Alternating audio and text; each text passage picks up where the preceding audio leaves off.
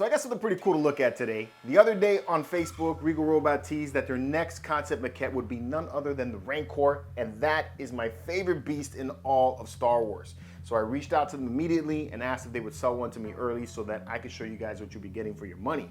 And they agreed to it, so check it out. The Rancor is in the house. Wow! Now I've done reviews on many of the concept maquettes from Regal Robot, but this one right here is a big step up from any that I've seen in the past. It's expensive, but it's cool. So just a quick recap if this is your first time ever seeing one of these concept maquette statues. These statues are replicas of the actual statues or maquettes that were presented to George Lucas for approval before going forward with creating a creature or alien for the film.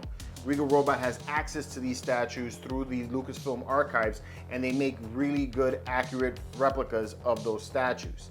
Each one of the statues usually has a signature edition line, which will include the signature of the ILM artist that sculpted that statue for the film, as well as a certificate of authenticity. Now, what makes this one different is that in every case so far that I've seen of those concept maquette statues, they are a concept. They look something similar to the final result, but they're not 100% there yet, right? This one right here is like 95% accurate. I mean, this thing looks almost exactly like the Rancor and its final look in Return of the Jedi. Now, Phil Tippett has stated that when he came up with the concept of the Rancor, it was a cross between a bear and a potato. Now, while I don't see a bear or a potato when I look at this, it's fearsome even at this size. The statue has an immense amount of detail in this sculpt, which is crazy considering the size, which is just shy of 11 inches on top of the wood museum base that it sits on.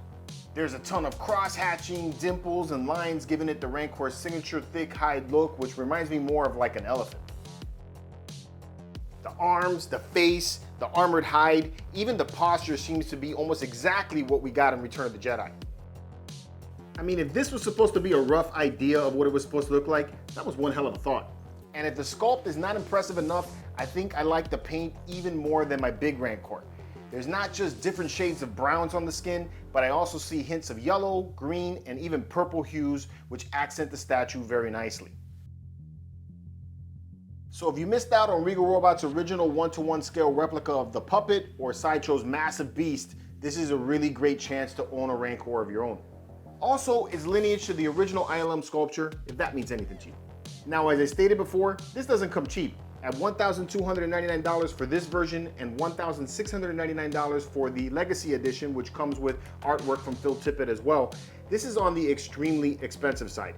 Definitely gonna go into that category of things I do not tell my wife that I did. But for what it's worth, I think this is the best concept maquette statue that Regal Robot has ever created.